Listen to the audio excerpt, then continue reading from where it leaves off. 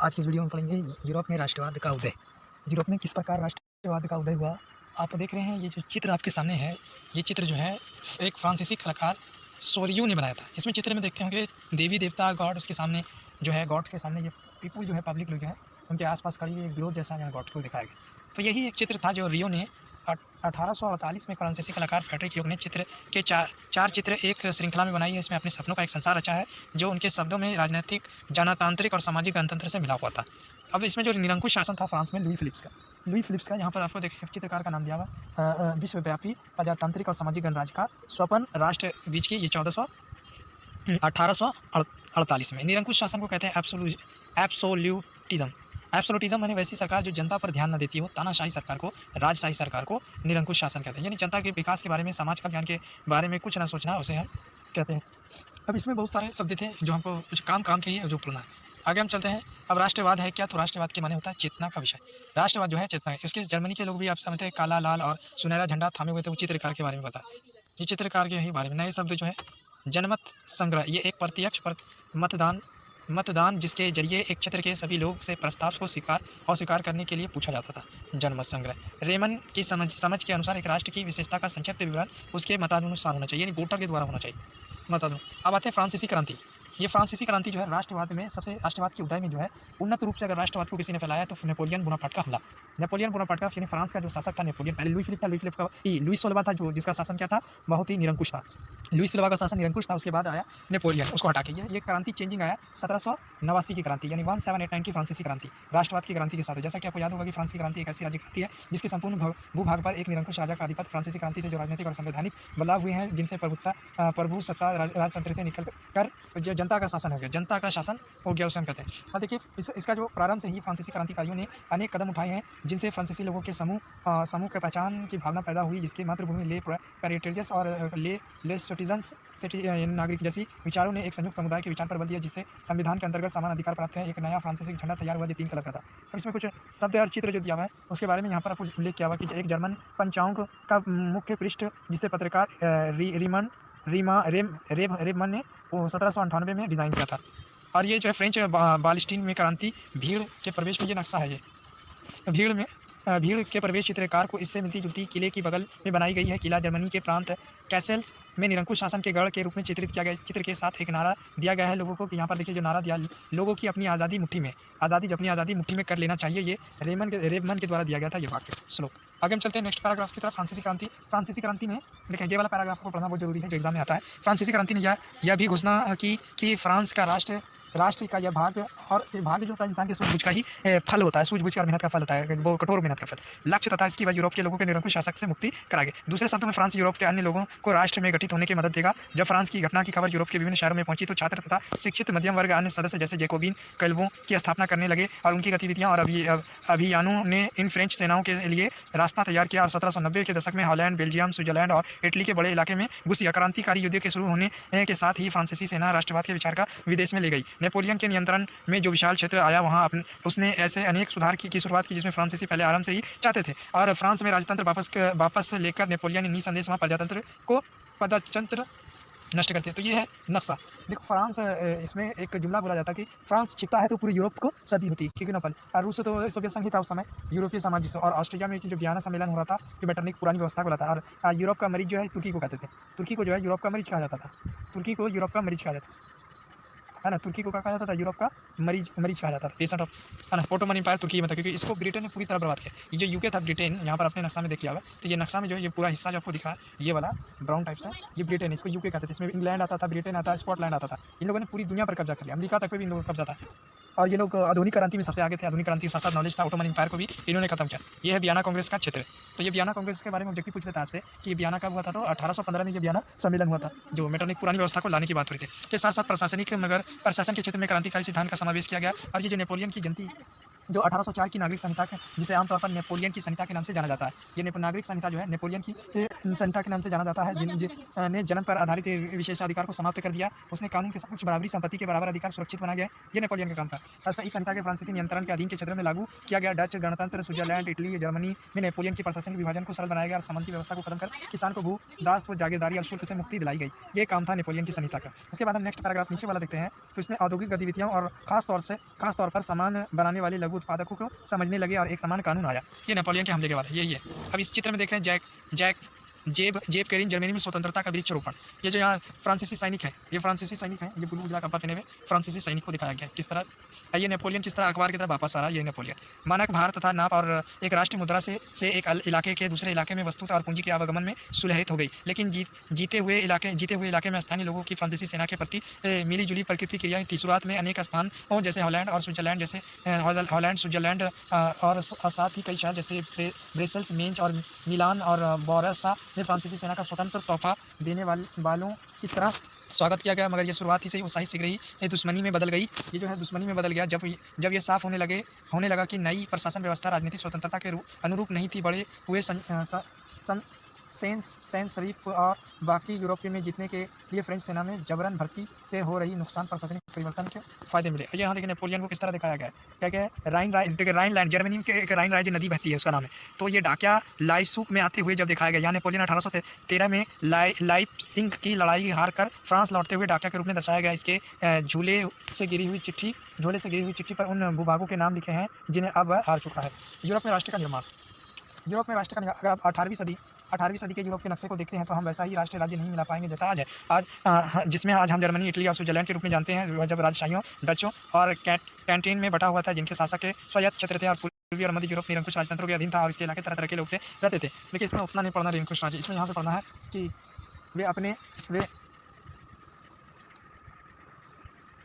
देखिए इसमें उतना नहीं पढ़ना यहाँ पर है कि वे अपने को एक ही समूह पहचान या किसी से समान संस्कृति भागीदारी नहीं मानते थे। वे अक्सर लोग अलग अलग भाषाएं बोलते थे। ये तो हर जगह ऑस्ट्रिया, हंगरी और शासन करने वाले हैब्सबर्ग समाज के बारे में पूछता है। हैब्सबर्ग समाज कई अलग अलग क्षेत्रों और जनसमूह में जोड़कर बना हुआ था और टिरोल समाज ऑस्ट्रेलिया और स्वीडनलैंड जैसे इलाकों के साथ साथ बोहेमिया में भी शामिल था।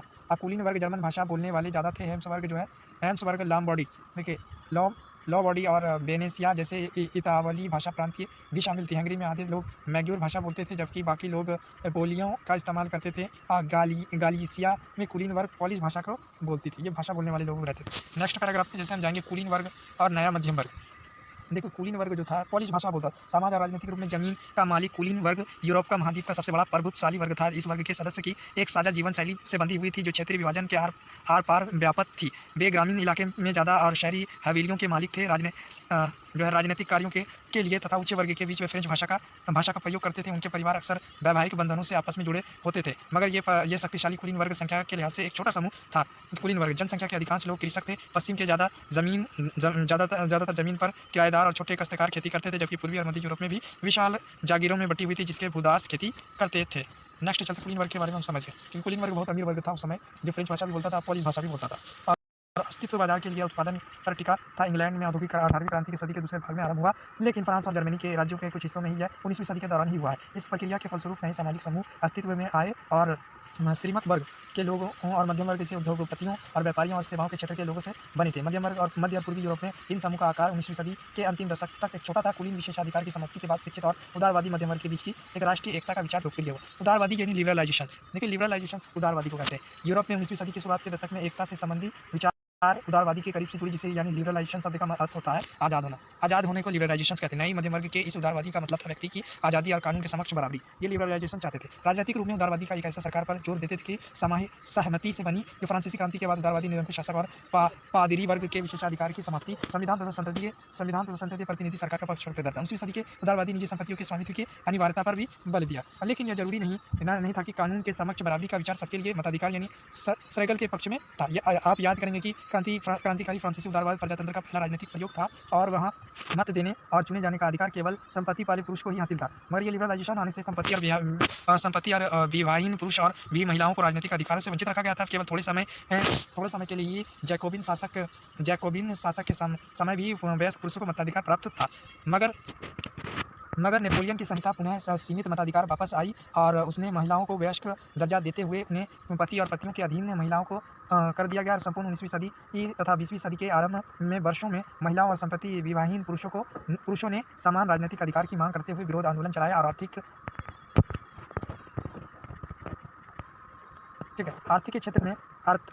क्षेत्र में उदारवादी विचार बाजारों में मुक्त और चीज़ों तथा पूंजी के आवागमन पर राज्य द्वारा लगाए गए नियंत्रण को खत्म करने के पक्ष में थे। और 19वीं सदी के दौरान उभरती हुई मध्यम वर्ग की जोरदार मांग थी। आइए हम 19वीं सदी के पहले भाग में जर्मन भाषी इलाके का उदाहरण लें तो नेपोलियन के फ्रांसीसी कदमों से प्रशासनिक कदमों से अनगिनत छोटे प्रदेशों से 19 राज्य का एक महासंघ बना। इनमें से प्रत्येक की अपनी मुद्रा और नापतोल की प्रणाली थी। 1833 में हैम्बर्ग से न्यूयॉर्क जाकर अपना माल बेचने का एक व्यापारी का 11वीं सीमा शुल्क नाकों से गुजरना पड़ता था और हर बार लगभग 5% सीमा शुल्क देना पड़ता था। शुल्क अक्सर वस्तुओं का वजन या आकार के अनुसार लगता था, क्योंकि हर क्षेत्र की अपनी नापतोल व्यवस्था थी। इस हिसाब से लगने वाला समय लगता था। मसलन कपड़े को नापने के लिए इले तथा लंबाई जगह बदलने के साथ साथ घटती बढ़ती थी। अगर एक इला कपड़ा फ्रैंकफर्ट में खरीदा जाता था तो ये 54.7 सेंटीमीटर मिलता। मेंज में 55.1 सेंटीमीटर, न्यूरेम वर्ग में 65.6 सेंटीमीटर और फ्राइंग वर्ग में 53.5 सेंटीमीटर। नए वाणिज्य कॉमर्शियल वर्ग और ऐसी परिस्थितियों के आर्थिक विनिमय और विकास में बाधित मानते हुए एक ऐसी एकीकृत आर्थिक क्षेत्र के निर्माण के पक्ष में तर्ज दे रहा था जहां वस्तु के लोग और पूंजी का आवागमन बाधा रहित हो। 1834 में परसा की पहल पर एक शुल्क संघ जॉल बेराइन स्थापित किया गया, जिसमें अधिकांश जर्मन राज्य शामिल हो गए। ये जालबेरिन जो है, जालबेरिन का ही या जॉलबेराइन का ही, ये क्या कहता है, व्यापारियों का एक संगठन था। ये जालबेरिन क्या था, व्यापारियों का संगठन। 1834 में परसा की पहल से बनाया गया, जिसमें अधिकतर जर्मन के राज्य शामिल हुए। इस संघ ने शुल्क अवरोध को समाप्त कर दिया। जो तरह तरह का टैक्स लगता था, 5% जो टैक्स लगता था, अलग अलग नापतोल की प्रणाली थी, उसको खत्म करके। इसके अलावा रेलवे के जाल ने गतिविधि बढ़ाई और आर्थिक हितों के राष्ट्रीय एकीकरण का सहायक बना और उस समय पनप रही व्यापक राष्ट्रवादी भावनाओं का आर्थिक राष्ट्रवाद का लहर मजबूत किया। अब इसमें कुछ चर्चाएं हैं, यह कुछ कहता है, कुछ क्वेश्चन है। राष्ट्रीय अर्थव्यवस्था की शब्दावली में सोचने में चर्चा करना है। इसमें थोड़ा सा फ्रैंकफर्ट जो जालबेरिन सदस्य बने, इसका लक्ष्य जर्मन के लोगों को आर्थिक रूप से एक राष्ट्र में बांधना था। वह राष्ट्र की आर्थिक हालात जितनी बाहरी तरह से उसके हितों की रक्षा के मजबूत बनाए और उतना ही आंतरिक उत्पादकों को बढ़ाएं और उसमें प्रांतीय हितों के आपस में जोड़कर राष्ट्रीय भावना को जगाने और उठाना चाहिए। जर्मनी के लोग यह समझ गए कि अब एक मुक्त आर्थिक व्यवस्था की राष्ट्रीय भावना के उत्पन्न होना एकमात्र जरिया है। अब आते हैं 1815 के बाद रूढ़िवादियों के बारे में। 1815 में नेपोलियन के हाथ के बाद यूरोपीय सरकार रूढ़िवादी भावनाओं को प्रेरित थी। रूढ़िवादी मानते थे कि राज्य और समाज का स्थापना पारंपरिक संस्था जैसे सामाजिक ऊंच नीच संपत्ति और परिवार को बनाए रखना चाहिए। फिर भी अधिकतर रूढ़िवादी लोग क्रांति से पहले ही दौर में वापस नहीं चाहते थे। नेपोलियन द्वारा शुरू किए गए परिवर्तनों से उन्होंने यह जान लिया था कि आधुनिकीकरण राजनीतिक जैसे पारंपरिक संस्थाओं मजबूत बनाने में सक्षम था। वह राज्य की ताकत को ज़्यादा कारगर और मजबूत बना सकता था। एक आधुनिक सेना, कुशल और नौकरशाही गतिविधियां, अर्थव्यवस्था, सामंतवाद और भूदास को समाप्त कर यूरोप में निरंकुश राजतंत्र को शक्ति प्रदान कर सकते थे। ये पुरानी रूढ़िवादियों के विचार थे। 1815 में ब्रिटेन, रूस, पर्सा और ऑस्ट्रेलिया, ब्रिटेन देखिए कितना सा देश वियना सम्मेलन में शामिल हुआ। रूस, पर्सा और ऑस्ट्रेलिया जैसी यूरोपीय शक्ति जिन्होंने मिलकर नेपोलियन को हराया और उसके प्रतिनिधित्व के रूप के लिए वियना कांग्रेस सम्मेलन हुआ, जिसकी मेजबानी ऑस्ट्रिया के चांसलर में ड्यू मेटरनिक ने की। उसने प्रतिनिधित्व 1815 में वियना ऑस्ट्रिया की राजधानी का नाम है, ठीक है। 1815 में एक संधि की जिसे वियना संधि कहते थे, यह तैयार किया, जिसके उद्देश्य उन सारी पुरानी नई व्यवस्था को खत्म, कई सारे बदलावों को खत्म करना था। नेपोलियन युद्धों के दौरान हुए फ्रांसीसी क्रांति के दौरान उठाए गए बोर्बो वंश को सत्ता में बहाल किया गया और फ्रांस ने उन इलाकों को खो दिया जिन पर उनका कब्जा था। नेपोलियन के अधीन किया गया फ्रांसीसी सीमा कई राज्यों में टूट गया और राज्यों को कायम कर दिया गया ताकि भविष्य में फ्रांस विस्तार न कर सके। अतः उत्तर में नीदरलैंड का राज्य स्थापित किया, जिसमें बेल्जियम शामिल था, और दक्षिण में पिडमाउंट में जेनेवा जोड़ दिया गया। देखिए, नीदरलैंड का राज्य स्थापित किया, जिसमें बेल्जियम भी शामिल था, और दक्षिण में पीडमाउंट में जेनेवा जोड़ दिया गया। पर्सा को उसकी पश्चिमी सीमा पर महत्वपूर्ण नए इलाके दिए गए, जबकि ऑस्ट्रेलिया को उत्तरी इटली का नियंत्रण सौंप दिया गया। मगर नेपोलियन 39 राज्यों को जर्मनी महासंघ में स्थापित किया था, उसे बरकरार रखा गया। पूर्व में रूस को पोलैंड का एक हिस्सा दिया गया, जबकि पर्सा को सैक्सनी का एक हिस्सा प्रदान किया गया। सब इसका मुख्य उद्देश्य उन राजतंत्रों की बहाली था जिन्हें नेपोलियन ने बर्खास्त कर दिया था। साथ ही यूरोप में एक नई रूढ़िवादी व्यवस्था कायम करने का लक्ष्य था। 1815 की रूढ़िवादी शासन व्यवस्था निरंकुश थी। वे आलोचना और असहमति बर्दाश्त नहीं करती थी और उन्हें इन गतिविधियों को दबाना चाहिए जो निरंकुश सरकार की वैधता पर सवाल उठाते हैं। ज़्यादातर सरकार ने सेंसरशिप के नियम बनाए, जिनका उद्देश्य अखबारों, किताबों, नाटकों और गीतों में व्यक्त उन बातों पर नियंत्रण लगाना। देखिए, सेंसरशिप जो नेपोलियन का सबसे जो वियना सम्मेलन का सबसे बड़ा उद्देश्य था वो सेंसरशिप में जो थे, जो अखबार था जो आपको खबर देता था, जो न्यूज़ मिलता था, जो नाटक के जरिए या किसी भी गतिविधियों पर नियंत्रण करना था, जिसने फ्रांसीसी क्रांति से जुड़ी स्वतंत्रता और मुक्त के विचार की झलकते थे। लेकिन फिर भी फ्रांसीसी क्रांति की स्मृति उदारवादी के लगातार प्रेरित कर रही थी और नई रूढ़िवादी व्यवस्था की आलोचना रूढ़िवादी राष्ट्रवादी द्वारा उठाए गए एक मुख्य उद्देश्य प्रेस की आज़ादी थी। ठीक है, लिबरलाइजेशन में नहीं होता आज़ादी। ये देखिए पुरानी व्यवस्था को ये लोग बैठ के लाना चाह रहा था, यही है, ये चांसलर है, इसकी अध्यक्षता ये कर रहा था। ठीक है, देश में सारे देश बैठे हुए, रूस वगैरह सब बैठा हुआ, यहाँ पर रूस भी है। ठीक है, 1820 के आसपास बनाया गया एक अमान गतिवान चित्र है जो बाईं तरफ की पट्टी पर लिखे गए आज की बैठक का सबसे महत्वपूर्ण प्रश्न है, हम कब सोचने नहीं दिया जाएगा। ये सब बात चल रही थी। अब क्रांति हुई कैसे?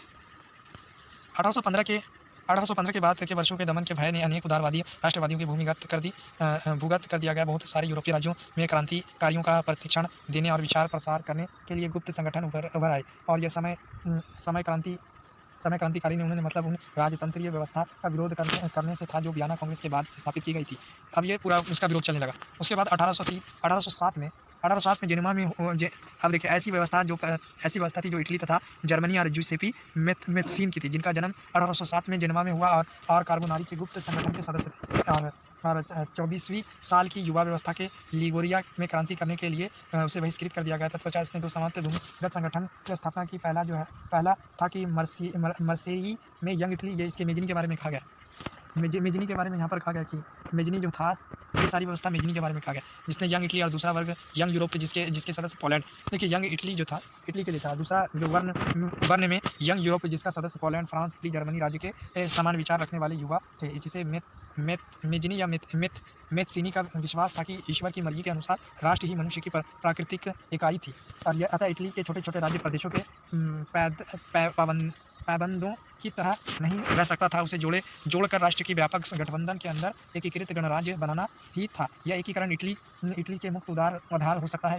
इसके मॉडल को देखा देखी जर्मनी, फ्रांस, स्विट्जरलैंड और पोलैंड में गुप्त संगठन कायम किए गए और असल में मेजनी लिखा हुआ, मेथसीनी छपा हुआ और मेथसीनी द्वारा राजतंत्र का घोर विरोध करके प्रजातंत्र गणतंत्र के अपने स्वप्न को मेथनी ने रूढ़िवादी को हरा दिया और मेटरनिक ने उसे हमारी सामाजिक व्यवस्था का सबसे बड़ा खतरनाक दुश्मन बताया। कि मेजनी को जो है मेथनी ने लिखा, असल में मेजनी बुक में एनसीईआरटी की बुक में मेजनी लिखा हुआ, एनसीईआरटी की बुक में क्या लिखा हुआ, मेजनी है ना, मेजनी लिखा हुआ। ये कार्बोनारी यंग इटली का सदस्य था और मेटरनिक ने दुश्मन और खतरनाक दुश्मन मेजनी को बताया। किसके लिए? मेटरनिक ने बताया। उसके जो रूढ़िवादी व्यवस्था बयान, क्रांति का युग, क्रांति जो चलना वहाँ शुरू हुआ 1830-1828। जैसा जैसा रूढ़िवादी व्यवस्था ने अपनी ताकत को मजबूत बनाने की कोशिश की, यूरोप के अनेक क्षेत्रों में उदारवादी और राष्ट्रवाद की क्रांति को जोड़ कर देखा जाने लगा। इटली और जर्मनी के राज्य, ओटोमन साम्राज्य और सूबे आयरलैंड और पोलैंड ऐसे ही कुछ क्षेत्र थे। इन क्रांतियों का नेतृत्व उदारवादी राष्ट्रवादियों ने किया जो शिक्षित तथा मध्यम वर्ग और विशेष लोग थे। इनमें प्रोफेसर, स्कूली अध्यापक, क्लर्क और वाणिज्य व्यापारी लोग मध्यम वर्ग के लोग में शामिल थे।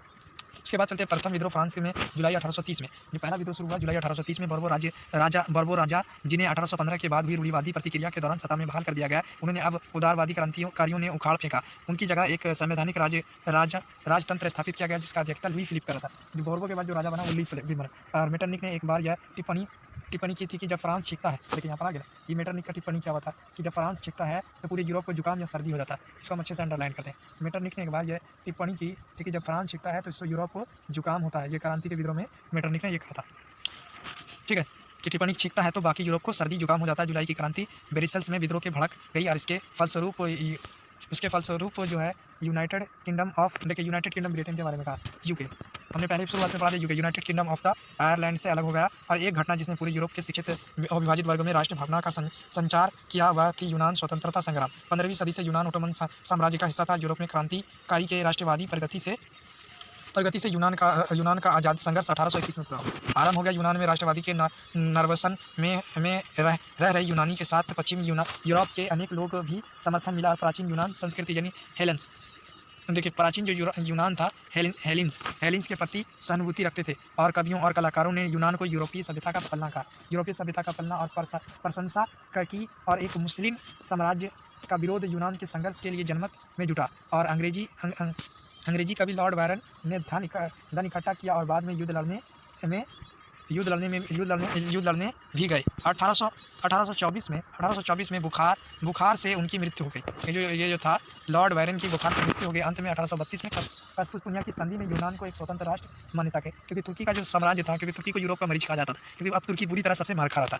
ठीक है। तो यूनान जो है 1832 में जो है एक राज्य घोषित, एक राष्ट्र, स्वतंत्र राष्ट्र की मान्यता मिल गई यूनान को। आप कहते हैं रूमानी कल्पना और राष्ट्र की भावना।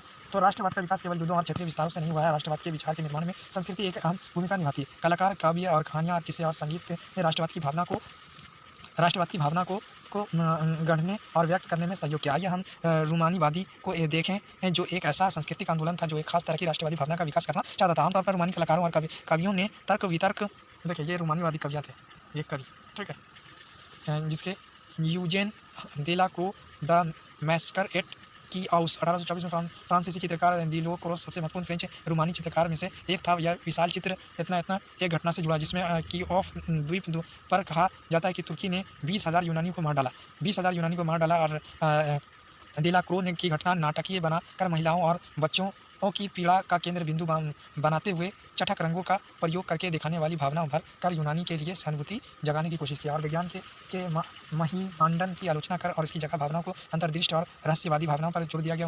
उनका प्रयास, देखिए इनका प्रयास जो था कि एक साझा सामूहिक विरासत की अनुभूति और एक साझा संस्कृति के अतीत को राष्ट्र का आधार बना। जर्मनी के दार्शनिक योहान और गॉटफ्रीड जैसी रूमानी चिंतकों ने दावा किया कि सच्चाई जर्मनी संस्कृति और उनके आम लोगों यानी डैश ऑफ वॉल्क में निहित थी। राष्ट्र यानी वॉल्गेस्ट की सच्चाई आत्मा, लोकगीत और जन काव्य और लोक नर्तकियों से प्रकट होता था। इसलिए लोक सांस्कृतिक में इन स्वरूपों को एकमात्र और अंकित करना चाहते।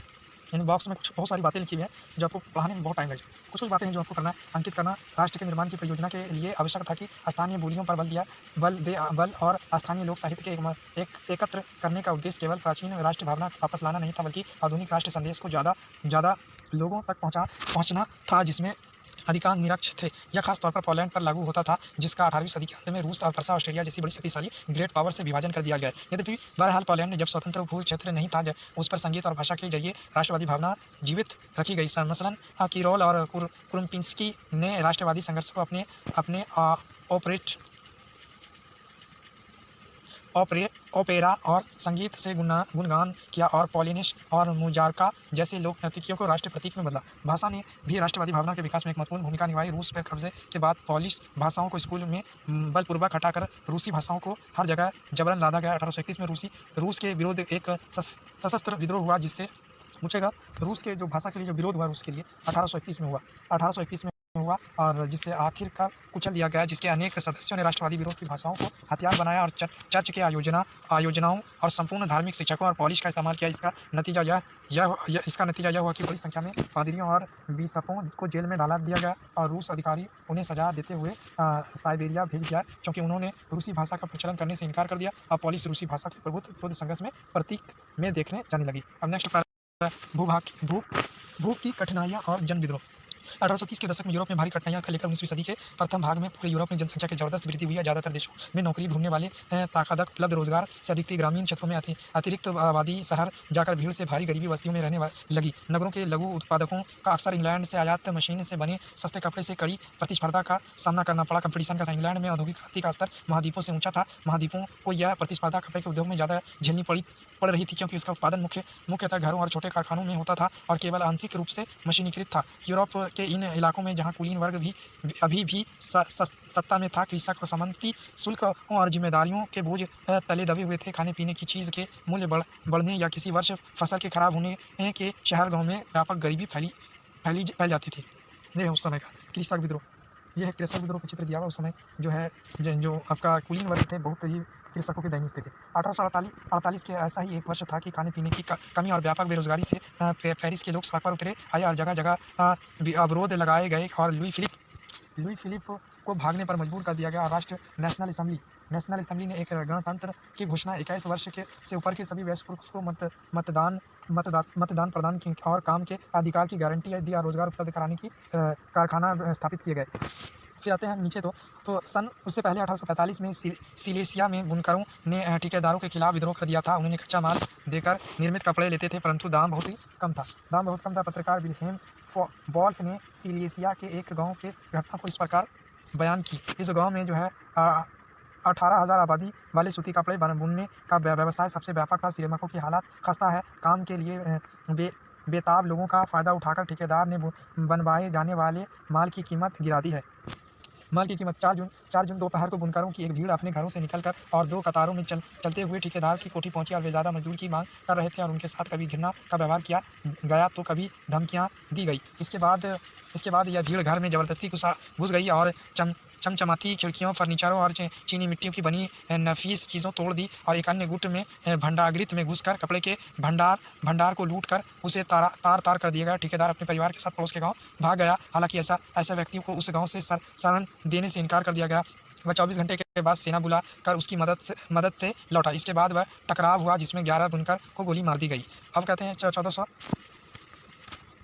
1848 में जब अनेक यूरोपीय देशों में गरीब, बेरोजगारी और भूखमरी ग्रस्त किसान, मजदूर और विद्रोह कर रहे थे तो उसके समांतर पढ़ने लिखने मध्यम वर्ग और क्रांति भी हो रही थी। 1848 की घटना का राजगद्दी छोड़ 1848 की घटना जो राजा को गद्दी छोड़ने पड़ी थी और एक गणतंत्र की घोषणा की गई जो सभी पुरुषों और सार्विक मताधिकार पर आधारित थी। यूरोप के अन्य भाग जहां अभी तक स्वतंत्र राष्ट्र के अस्तित्व भी में नहीं आए थे, जैसे जर्मनी, इटली, पोलैंड, ऑस्ट्र हंगरी और साम्राज्य, वहां उदारवादी मध्यम वर्ग और स्त्री पुरुष ने संविधानवाद की मांग को राष्ट्र एकीकरण की मांग से जोड़ दिया और उन्होंने बढ़ती जन असंतोष का फायदा उठाया और एक राष्ट्र राज्य के निर्माण की मांग को आगे बढ़ाया और यह राष्ट्र राज्य संविधान, प्रेस की स्वतंत्रता और संगठन बनाने की आज़ादी जैसे संसदीय संस्था पर आधारित थी। जर्मनी के इलाके बड़ी संख्या में राजनीतिक संगठन से फ्रैंकफर्ट शहर में एक सर्व जर्मन नेशनल असेंबली के पक्ष में मतदान का फैसला हुआ। 8 मई 1848 को और 831 निर्वाचित प्रतिनिधित्व को एक नए सजे धजे जुलूस में जाकर फ्रैंकफर्ट संसद में अपना स्थान ग्रहण किया। जो फ्रैंकफर्ट संसद में उसको स्थान ग्रहण हुआ। अब उन्होंने एक जर्मनी राष्ट्र के लिए एक संविधान का प्रारूप तय किया और इस राष्ट्र की अध्यक्षता और एक ऐसा राजा को सौंपी दी गई जिसे संसद के अधीन रहना था। जब प्रतिनिधित्व ने पर्सा के राजा के फ्रेडरिक विल्हेम चतुर्थ को ताज पहनाने की पेशकश की तो उसने उसे अस्वीकार कर उन राजाओं का साथ दिया जो निर्वाचित सभा के विरोध में थे। जहां कुलीन वर्ग और सेना का विरोध बढ़ गया, वहीं संसद और सामाजिक आधार पर कमजोर हो गए। संसद में मध्यम वर्ग का प्रभाव अधिक था, जिन्होंने मजदूर और कारीगरों की मांग का विरोध किया, जिससे वे उनका समर्थन खो बैठे। अंत में सैनिकों को बुलाया गया और असेंबली भंग कर मजबूर हो गए। उदारवादी आंदोलनों के अंदर महिलाओं को राजनीतिक अधिकार प्रदान करने का मुद्दा विवादास्पद था। हालांकि आंदोलन में वर्षों से बड़ी संख्या में महिलाओं ने सक्रिय रूप से भाग लिया। महिलाओं ने अपनी राजनीतिक संगठन स्थापित किए, अखबार शुरू किए और राजनीतिक बैठकों और प्रदर्शनों में शिरकत की और इसके बावजूद उन्होंने असेंबली के चुनाव के दौरान अब कहता है नारीवादी स्त्री पुरुष की सामाजिक, आर्थिक और राजनीतिक समानता की सोच के आधार पर महिलाओं के अधिकारों और हित का बोध होता है। इधर नहीं पढ़ाई। ये था फ्रैंकफर्ट की असेंबली। ये जो असेंबली हम देख रहे हैं फ्रैंकफर्ट की असेंबली है। सेंट पॉल की चर्च, देखिए यहाँ पर लिखा हुआ सेंट पॉल की चर्च में फ्रैंकफर्ट संसद और समकालीन रंगीन चित्र और ऊपर बाईं और दीर्घ, ये था बैठक हो रहा था यहाँ। और यहाँ जो है मध्यम वर्ग था, उन्होंने किसानों का जो है गरीबों का समर्थन को और मताधिकार से वंचित रखा गया। जबकि सेंट पॉल चर्च में फ्रैंकफर्ट संधि की सभा आयोजित की गई थी, तब महिलाओं को केवल प्रेक्षक की हैसियत से दर्शक दीर्घ में खड़ा होने दिया गया। हालांकि रूढ़िवादी ताकतों ने 1848 में उदारवादी आंदोलन को दबा पाने में कामयाब हुई, किंतु वे पुरानी व्यवस्था को बहाल नहीं कर पाई और राजाओं को यह समझ में आना शुरू हो गया कि उदारवादी राष्ट्रवादी क्रांतियों को रियायत देकर क्रांति और दमन के चक्र को समाप्त किया जाता है। अतः 1848 के बाद पुरुषों का मध्यम वर्ग और पूर्वी यूरोप के निरंकुश राजशाहियों ने उन परिवर्तनों का आरंभ किया जो पश्चिमी यूरोप 1815 से पहले हो चुका था। इस प्रकार हेम्सबर्ग अधिकार वाले क्षेत्रों और रूस में भूदास्त्र और बंधुआ मजदूर समाप्त कर दिया गया। हेम्सबर्ग शासकों ने हंगरी के लोगों को ज़्यादा स्वायत्तता प्रदान की। हालांकि इसे निरंकुश मैग्यूरों के प्रभुत्व का रास्ता ही साफ हो गया। जर्मनी तथा इटली का एकीकरण। अब जर्मनी का सेना और राष्ट्र का निर्माण हो सकता है। 1848 के बाद यूरोपीय राष्ट्रवादी राजतंत्र और क्रांति के अलगाव होने लगा और राज्य की सत्ता को बढ़ाने और पूरे यूरोप पर राजनीतिक प्रभुत्व बढ़ जा रहा प्रभुत्व हासिल करने के लिए रूढ़िवादियों ने आकर राष्ट्रवादी भावनाओं का इस्तेमाल किया। इस प्रक्रिया में देखा जा सकता है कि जिसमें जर्मनी और इटली का एकीकरण राष्ट्र राज्य बने। और जैसा आपने देखा कि राष्ट्रवादी भावनाओं और मध्यम वर्गों ने जर्मनी में काफ़ी व्यापत थी और उन्होंने 1848 में जर्मनी महासंघ के विभिन्न इलाकों से जोड़कर इस निर्वाचित संसद द्वारा शासित राष्ट्रीय राज्य को बनाने का प्रयास किया था। मगर राष्ट्र निर्माण की यह उदारवादी पहल राजशाही और फौज की ताकत ने मिलकर दबा दिया और इनका पर्सा के बड़ी जिसको कहते हैं जैंकर्स ने भी समर्थन किया। इसके बाद पर्सा ने राष्ट्रीय एकीकरण के आंदोलन का नेतृत्व संभाल लिया और इसका प्रमुख मंत्री ओटो, देखिए जो पर्सा का जो बना प्रमुख मंत्री जो बना ओटो बोन बिस्मार्क इस प्रक्रिया का जनक था और उसने पर्सा की सेना और नौकरशाही की मदद ली और 7 वर्ष के दौरान ऑस्ट्रेलिया तथा डेनमार्क और फ्रांस में 3 युद्ध पर्सा को जीत हुई और एकीकरण की प्रक्रिया पूरी हुई। और जनवरी 1871 में वर्साय में हुई एक समारोह पर्सा के राजा विलियम प्रथम को जर्मनी सम्राट घोषित कर दिया गया। उसके बाद हम नेक्स्ट देखते हैं 18 जनवरी 1771 को सुबह बेहद घंटी थी। जर्मनी राज्य के राजकुमार, सेना गतिविधियाँ और प्रमुख मंत्रियों ओटोमन बान बिस्मार्क, देखिए यहाँ जो है बिस्मार्क जो आया हुआ है, ठीक है। वर्साई की हॉल है, ये वर्साई का हॉल है पोलैंड में। जर्मनी राज्य के राजकुमार, सेना के प्रतिनिधि और प्रमुख मंत्री ओटोमन बिस्मार्क के समेत वर्षा के महत्वपूर्ण मंत्रियों का एक बैठक वर्षा के महल के बेहद ठंडे सी महल यानी हॉल ऑफ मॉरिशस में हुई। सभा ने प्रवेश के काइजर विलियम प्रथम के नेतृत्व में नए जर्मनी साम्राज्य की घोषणा की। जर्मनी में राष्ट्र निर्माण की प्रक्रिया ने प्रसा राज्य का शक्ति प्रभुत्व को दर्शाया। नए राज्य ने जर्मनी की मुद्रा, बैंकिंग और कानूनी और न्यायिक व्यवस्था के आधुनिकीकरण पर काफ़ी जोर दिया और प्रसा द्वारा उठाए गए कदम और उसकी कार्रवाई का बाकी जर्मनी के अक्सर एक मॉडल बनी। इटली की इस तरह में भी राजनीतिक विखंडन एक लंबी ऐतिहासिक था। इटली का अनेक विसंगतियों और राज्यों तथा बहुराष्ट्रीय वर्ग साम्राज्य में बिखरा हुआ था। देखिए साम्राज्यवादी की घोषणा चित्र के में काइजर और परसाइयों सेनाओं के मुख्य कमांडर जनरल विन रून खड़े हैं और उनके पास बिस्मार्क है। और इस विशाल कृति इतना चित्र 1885 के बिस्मार्क 70वें जन्मदिन उन्हें भेंट किया गया। अब देखिए ये जो परसा था, अब यहाँ पर जो है परसा 1806 से पहले और ऑस्ट्रिया जो 1866 में हो गया एकीकरण। देखिए जर्मनी भी एकीकरण हो गया, जर्मनी का भी एकीकरण हो गया, जर्मनी के सारे परसा का एकीकरण हो गया, जर्मनी का एकीकरण हो गया, जर्मनी के सारे राज्यों को जोड़ दिया गया। देखिए ये जो यहाँ कुछ डेट दिया हुआ आपको यहाँ पर देखना है। परसा 1800 पहले था और ये ऑस्ट्रिया अब ऐसा है। ऑस्ट्रो परसा द्वारा युद्ध में पहले द्वारा विजयी जर्मनी महासंघ में देखभाल ऑस्ट्रेलिया भूभाग 1867 जर्मनी महासंघ की स्थापना परसा शामिल 1867 जर्मनी साम्राज्य की स्थापना हेतु दक्षिण जर्मनी, ठीक है। ये कलर से दिखाया गया जर्मनी कैसा था और परसा कैसा था। पहले जर्मनी, ये भी जर्मनी का हिस्सा था, ये भी जर्मनी है ना, और ये सब भी जर्मनी था, ठीक है। 19वीं सदी के मध्य में इटली 7 राज्यों में बटा हुआ था, जिसमें केवल एक सार्डिनिया और पिडमाउंट में एक इतावली राजघराने का शासक था और उत्तरी भाग में ऑस्ट्रेलियाई हेमस्फीयर के अधीन था। इलाके पर पॉप का शासन था और दक्षिणी क्षेत्र में स्पेन के बार्बो राजाओं के अधीन थे। इतावली भाषाओं ने भी साझा रूप हासिल नहीं किया था और अभी तक उसके विविध क्षेत्र और स्थानीय रूप में मौजूद थे। 1830 के दशक में जूसेप मेजिनी ने एकीकरण इतावली गणराज्य के लिए एक सुविचारित कार्यक्रम प्रस्तुत करने की कोशिश की थी। उसने अपने उद्देश्य के प्रसार के लिए यंग इटली नामक एक गुप्त संगठन बनाई और 1831 से 1848 की क्रांति के असफलता से युद्ध के जरिए इतावली राज्य को जोड़ने की जिम्मेदारी सार्डिनिया पिडमाउंट के शासक विक्टर एनिमल, देखिए सार्डिनिया के जो शासक थे विक्टर एनिमल को सौंप दिया गया जर्मनी के। इसके क्षेत्र के शासक विभाजित वर्गों की नज़रों में एकीकृत इटली का जो शासक था विक्टर एनिमल इटली के लिए आर्थिक विकास और राजनीतिक प्रभुत्व की संभावना उत्पन्न करना और मंत्री प्रमुख काउंटर काबूर इसका नाम है ना, काबूर इन इटली प्रदेशों के एकीकरण करने का आंदोलन का नेतृत्व किया और न तो एकीकरण क्रांतिकारी था न ही राजतंत्र विश्वास रखने वाला था। इटावली अविभाजित वर्ग तमाम अमीर और शिक्षित सदस्यों की तरह वह एक ही चतुर कूटनीतियाँ संधि के पीछे काबूल का हाथ था से सार्डिनिया पिडमाउंट जो है 1859 में ऑस्ट्रेलिया बलों को हरा पाने में कामयाब हुआ, काउंटर काबूल हुआ। और नियत सैनिकों के अलावा जोसेफ और गेरिबाल्डी के नेतृत्व में भारी संख्या में सशस्त्र स्वायत्तता सैनिकों के अलावा जोसेफ गैरिबाल्डी के नेतृत्व में भारी संख्या में सशस्त्र स्वयंसेवकों ने इस युद्ध को हिस्सा लिया। 1860 में दक्षिणी इटली और 2 सिसिली के राज्यों में प्रवेश। सिसिली में यह स्टाम्बोलिक ज्वालामुखी जो इसको यूरोप का भूमध्य सागर का पेपरलाइट के राज्यों में प्रवेश और स्पेन के शासक को हटाने के स्थानीय किसानों के समर्थन पाने में सफल हुआ। 1861 में विक्टर एनिमल द्वितीय को एकीकृत इटली का राजा घोषित किया गया और मगर इटली के अधिकांश निवासी जिसमें निरक्षरता की दर काफ़ी ऊंची थी, पढ़े लिखे की दर बहुत काफ़ी कम थी, अभी उदारवादी राष्ट्रवादी विचारधारकों से अनजान थे। दक्षिणी इटली में जिन आम किसानों और गैरिबाल्डी को समर्थन दिया था उन्होंने इटालिया के बारे में कभी सुना ही नहीं था और वे मानते नहीं थे कि ला टालिया विक्टर एनिमल की पत्नी थी। ला टालिया किसकी पत्नी थी? विक्टर एनिमल की पत्नी थी। अब चलते हैं नेक्स्ट पैराग्राफ की तरफ, जल्दी पढ़ेंगे। ब्रिटेन की अजीब दास्तान। ब्रिटेन जो था, ये देखो ब्रिटेन बहुत बड़ा है, फिर ये ब्रिटेन जो था स्कॉटलैंड पूरी जगह कुछ विद्वानों के तक दिया गया कि राष्ट्रीय राज्यों का माहौल या आदर्श ग्रेट ब्रिटेन है और तबाने करना है छोटे बच्चे। ब्रिटेन इसका माना जाता है, आइडियल माना जाता है। ब्रिटेन में राष्ट्र राज्य का निर्माण अचानक हुआ है, कई उथल पुथल या क्रांति का परिणाम नहीं था। यह एक लंबी चलने वाली प्रक्रिया है। नतीजा था कि 18वीं सदी के पहले ही ब्रितानिया राष्ट्र था ही नहीं, ब्रितानिया द्वीप समूह रहने वाले लोगों अंग्रेजी बेल्स और स्कॉट या आयरिश की मुख्य पहचान क्या थी?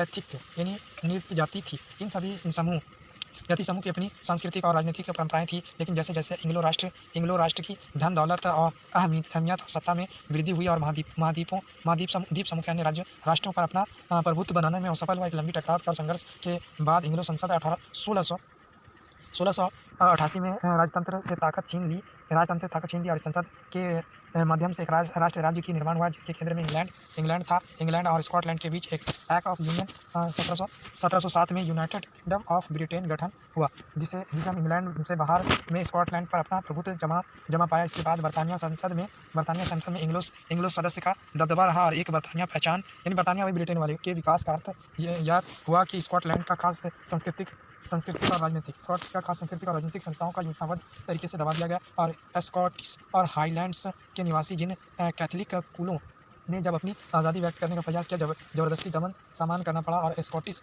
हाईलैंड्स के लोग ने अपनी गैलिक भाषा बोलने या अपनी राष्ट्रीय पोशाक पहनने की मनाही थी। उसमें वह बहुत सारे लोग अपना वतन छोड़कर मजबूर हो गए, और आयरलैंड का भी कुछ ऐसा ही असर हुआ। वह देश कैथोलिक और प्रोटेस्टेंट धार्मिक गुटों में गहराई में बटा हुआ था। अंग्रेजों ने आयरलैंड के प्रोटेस्टेंट धर्म को मानने वाले लोगों को बहुसंख्यक कैथोलिक देश पर प्रभुत्व बढ़ाने में सहायक थी, और बरतानिया प्रभाव के विरुद्ध एक कैथोलिक विद्रोह को निर्माण में कुचल दिया गया, और स्वाल्फटाउन और उसकी यूनाइटेड आयरिशमैन 1871 की अगुवाई में और सफल विद्रोह के बाद 1800 में आयरलैंड को एक बलपूर्वक यूनाइटेड किंगडम में शामिल कर लिया गया और एक नए बरतानिया राष्ट्र का निर्माण किया गया, जिस पर हवाई इंग्लो संस्कृति का प्रचार प्रसार किया। ये गैरीबाल्डी है। पिडमोंट के राजा विक्टर एनिमल सेकंड को नमक बूट पहनाते हुए, ये देखिए ये जो नीचे है ये विक्टर एनिमल है, ये गैरीबाल्डी है ना, ये गैरीबाल्डी है, ठीक है। और ब्रिटेन के प्रतीक चिन्हों और बरतानिया झंडा, यूनियन जैक और राष्ट्रीय गान गॉड सेव अफसर नोबल किंग को खूब बढ़ावा दिया गया, और पुराने राष्ट्र इस संघ में मताहत सहयोगी के रूप में ही रह पाई। गैरीबाल्डी के बारे में तो समझिए।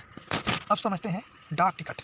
किसी शासकों को एक चित्र मूर्ति के रूप में अभिव्यक्ति करना आसान है, किंतु यह एक राष्ट्र चेहरे जैसा दिया जाता था। 18वीं सदी के ये जो यहाँ दिख रहा है ये डाक टिकट, ठीक है। 19वीं सदी के कलाकारों ने राष्ट्र मानवीकरण करके पर्सन को हल कर दिया, और दूसरे शब्दों में उन्होंने देश के कुछ यूँ चित्र किया जैसा कि वह व्यक्ति किया। उस समय राष्ट्र नारी भेष में प्रस्तुत किया जाता था। राष्ट्र व्यक्ति का जमा पहचान इन नारी रूप में चुने गए असल जीवन में कोई खास महिला नहीं थी। यह राष्ट्र को अमृत विचार को ठोस रूप में प्रदान करने का एक प्रयास छवि राष्ट्र का रूपक बना हुआ था। आपको याद होगा कि फ्रांसीसी क्रांति के दौरान कलाकारों ने स्वतंत्रता, न्याय और गणतंत्र और विचार को व्यक्त करने के लिए नारी ये जो टिकट 1885 में दिया जाता था, ठीक है। इसमें मिरियॉन की तस्वीर है। ये तस्वीर किसकी है? ये तस्वीर मिरियॉन की तस्वीर है, ये याद रखना। मिरियॉन की तस्वीर छपी रहती थी। तो हम समझते हैं, आपको याद होगा कि स्वतंत्र प्रतीक में लाल टोपी और जंजीर है, और इंसाफ को आमतौर पर से महिला के प्रतीक के रूप में व्यक्त किया जाता था, और इस आंखों पर पट्टी बांधती हुई तराजू दिखाया गया। तो ये जो तस्वीर दिखा है ये न्याय और इंसाफ के लिए, इंसाफ के आमतौर पर ये महिला की तस्वीर दिखाई जाती थी, और इसकी आंखों पर क्या बांध दिया जाता था? पट्टी। आमतौर पर आंखों पर पट्टी बांधकर तराजू दे दिया जाता था। ये अभी तलवार है, वहाँ तो अभी कोर्ट में तराजू देखा था। इस प्रकार के नारी रूपकों का आविष्कार कलाकारों ने 19वीं सदी में किया। फ्रांस में से उसे लोकप्रिय ईसाई नामक मिरियॉन, ये जो तस्वीर है ये मिरियॉन की है।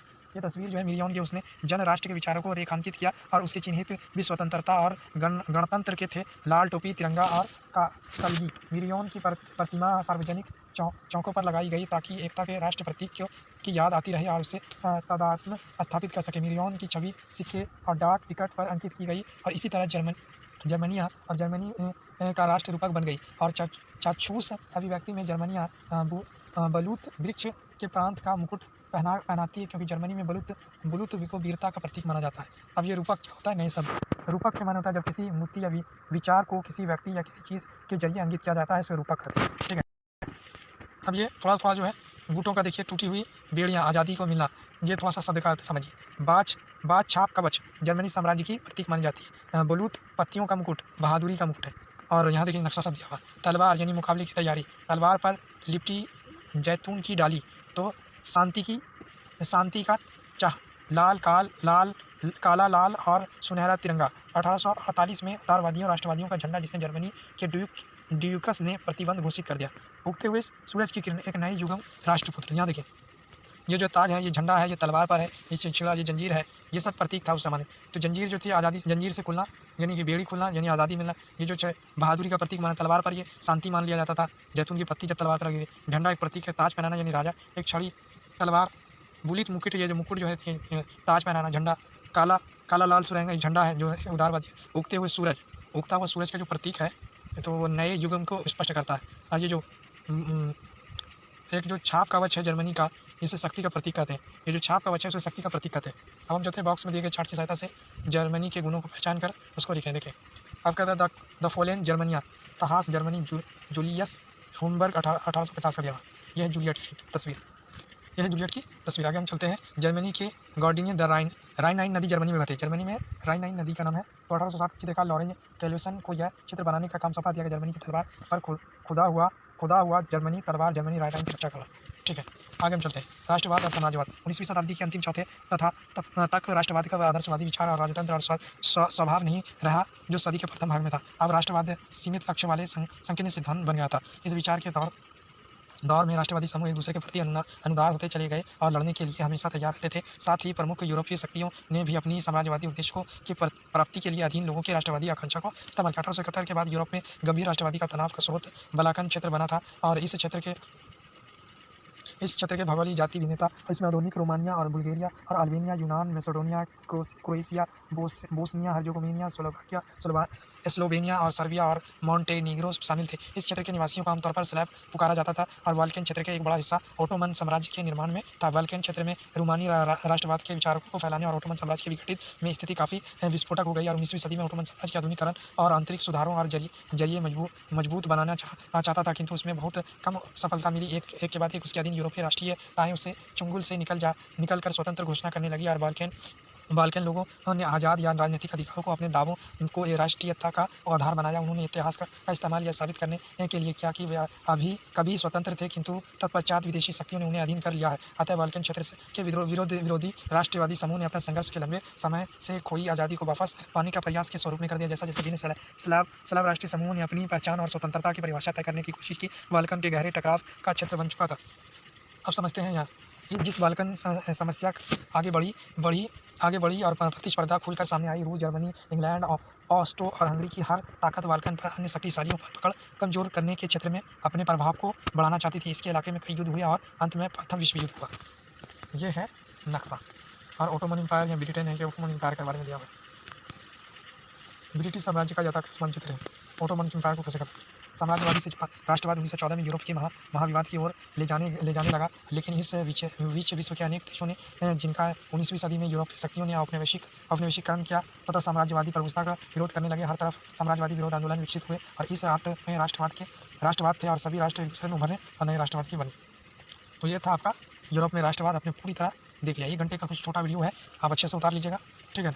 आपको इसमें जो है सिर्फ हमने शॉर्ट फॉर्म एक पूरा चैप्टर को एक्सप्लेनेशन कर दिया, कोई लंबी बात नहीं, हल्के हैं, आप आराम से उतार लीजिएगा। कुछ छूट गया तो आप कमेंट के माध्यम से बता भी सकते हैं, ठीक है। मिलेंगे नेक्स्ट वीडियो में। आप वीडियो को आप लाइक शेयर कमेंट जरूर कर दें।